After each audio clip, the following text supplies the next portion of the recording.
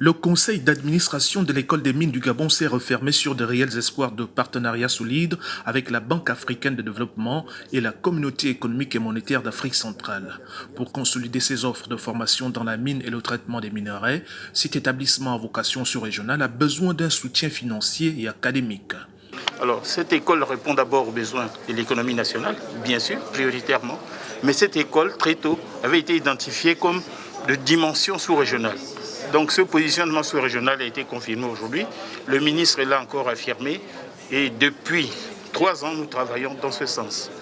Voilà pour le prétexte du conseil d'administration de l'école des mines qui n'exclut pas le contexte, celui de la Covid-19 ayant mis à genoux les économies du monde. À titre d'indication et avant la crise sanitaire, le gouvernement gabonais voulait porter sa production de manganèse de 4,5 millions de tonnes à 7 millions de tonnes entre maintenant et les 3 prochaines années.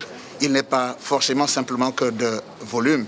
Il s'agit également de compenser parfois avec la qualité de produit que nous mettons et en espérant que les cours également suivent pour qu'au finish, l'équilibre se fasse, n'est-ce pas, entre la demande qui est celle qui est là, l'offre que nous fournissons, mais surtout les cours, si tel est qu'ils sont maintenus, que nous ayons un rapport, on va dire, quantité, cours, qui fasse que dans les économiques, n'est-ce pas, nous retombions dans les équilibres recherchés.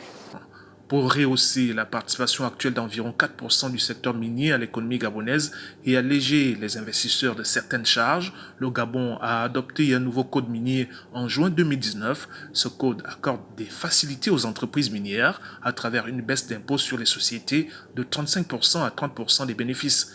Il réduit et plafonne les droits de sortie, taxes de sortie vers l'international à 1% contre 3% auparavant.